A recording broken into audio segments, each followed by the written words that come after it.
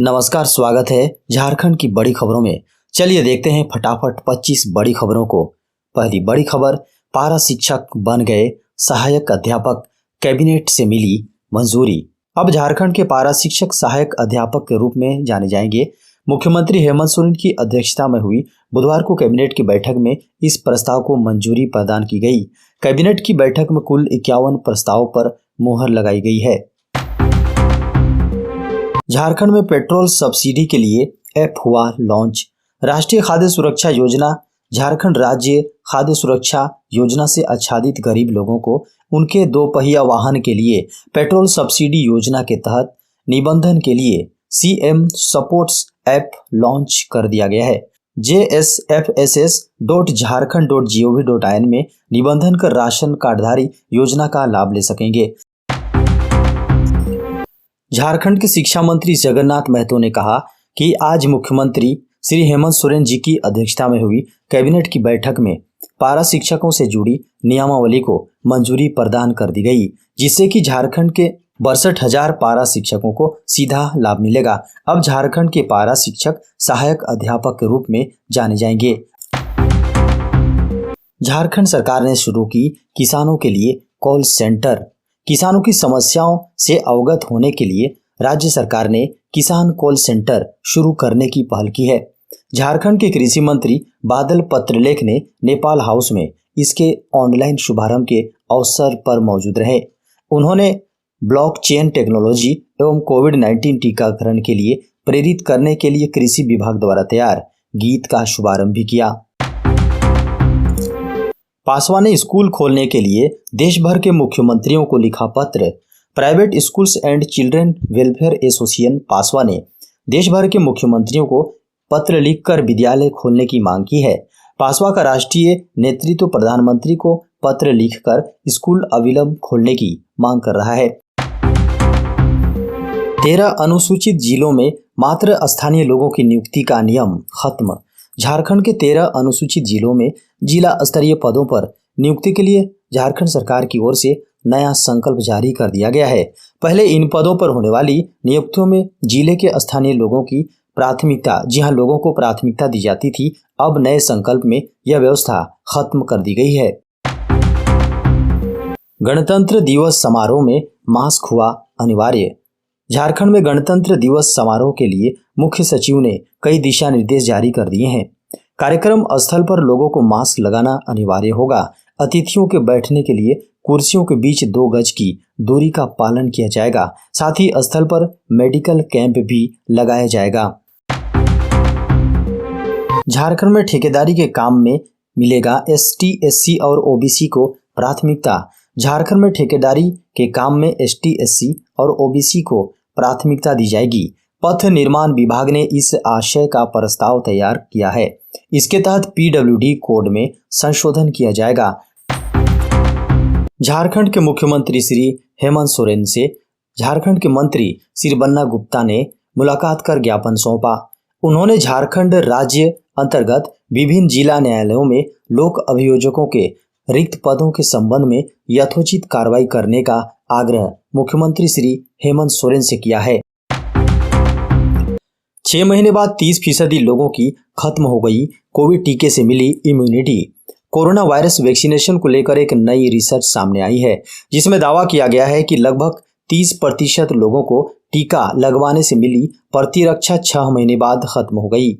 यह research AIG hospitals और Asian health care foundation द्वारा किया गया है। AIG अस्पताल की ओर से दी गई जानकारी के अनुसार कोविड-19 रोधी टीकाकरण पूरा कर चुके 1636 स्वास्थ्य कर्मियों पर यह अध्ययन किया गया। झारखंड में कोरोना संक्रमण के मिले 28,586 सक्रिय मामले। झारखंड में कोरोना के सक्रिय 28,586 मामले में सबसे अधिक 11,687 राजधानी रांची में सक्रिय हैं। बुधवार को बताया गया कि झारखंड में कोरोना से 3,898 लोग रिकवर हुए हैं। इसके विपरीत बुधवार को सुबह तक झारखंड में कोरोना के 2,514 नए मामले मिले हैं। बड़कागांव विधायक अंबा प्रसाद ने बुधवार को झारखंड के स्वास्थ्य मंत्री बन्ना गुप्ता से भेंट की। अपने विधानसभा क्षेत्र में स्वास्थ्य संबंधी सभी सुविधाओं को दुरुस्त करवाने को लेकर विचार विमर्श किया। उन्होंने कहा कि क्षेत्र में व्यापक एम्बुलेंस और डॉक्टरों की कमी है, जिसके कारण से लोगों का इलाज सही तरीके से नहीं हो पा रहा है। बदले गए झारखंड की राजधानी रांची सहित 5 जिलों के सरकारी वकील। झारखंड की राजधानी रांची समेत 5 जिलों के सरकारी वकील को हटा दिया गया है।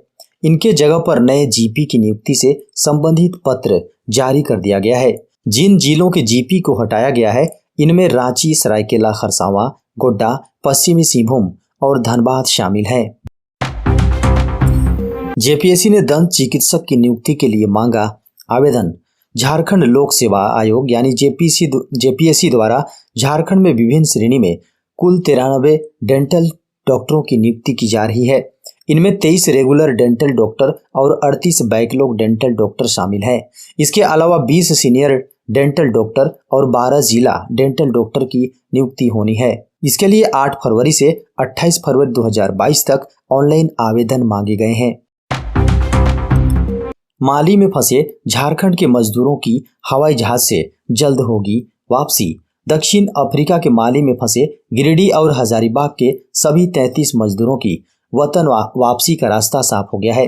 शीघ्र ही सभी को हवाई जहाज से रांची भेजा जाएगा। इसके पूर्व संबंधित कंपनी के एंड.पी कंस्ट्रक्शन मजदूरों को बकाया वेतन का भुगतान करेगी। 22 जनवरी को झारखंड के कई इलाकों में हो सकती है बारिश। मौसम विभाग के अनुसार 22 जनवरी से झारखंड के कई इलाकों में बारिश की संभावना है, जो अगले 1-2 दिनों तक जारी रहेगा। वहीं 24 जनवरी को सुबह में कोहरा या धुंध के बाद दोपहर में आंशिक तौर पर बादल छाए रहने की संभावना जताई गई है।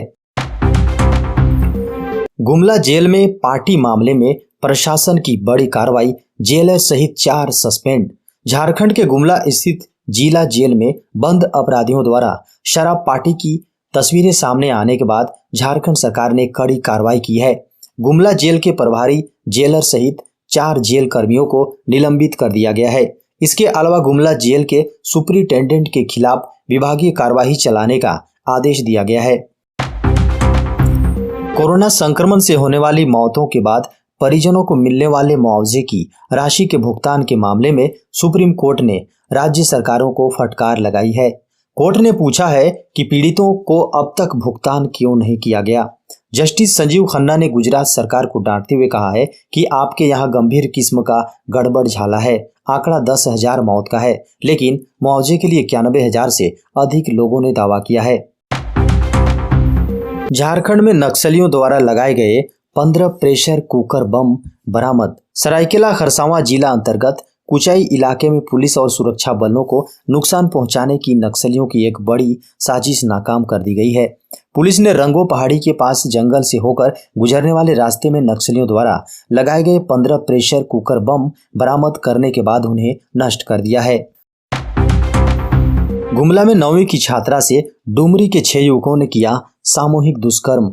गुमला जिले के डुमरी प्रखंड में 9वीं कक्षा की छात्रा को बंधक बनाकर 6 युवकों द्वारा सामूहिक दुष्कर्म करने का मामला प्रकाश में आया है।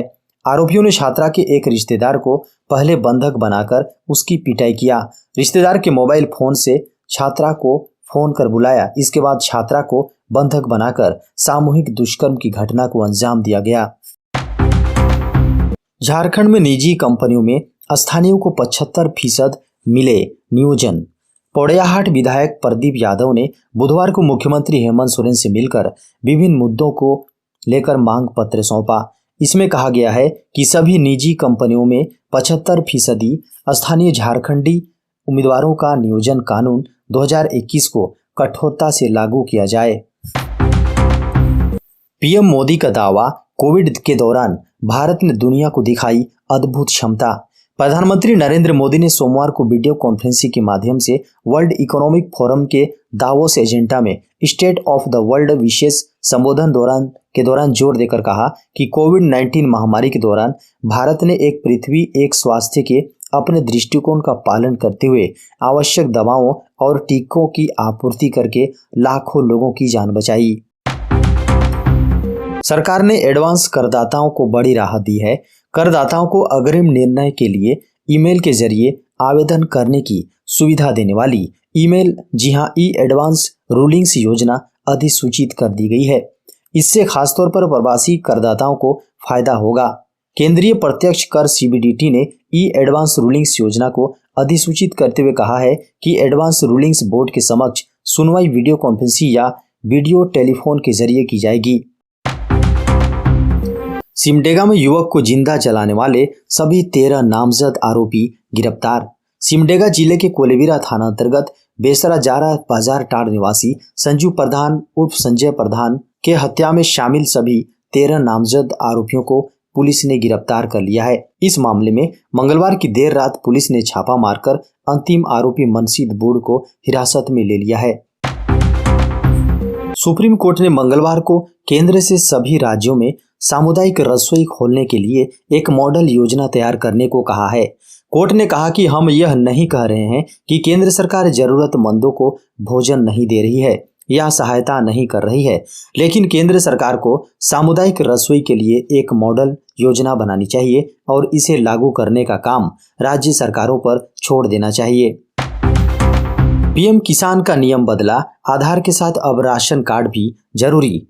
सरकार ने पीएम किसान योजना का लाभ लेने वालों के लिए अनिवार्य कर दिया है कि वह आधार कार्ड समेत अन्य दस्तावेजों के साथ राशन कार्ड भी पंजीकरण के समय दें। जिन लोगों के पास राशन कार्ड नहीं है उन्हें इस योजना का लाभ से वंचित किया जा सकता है।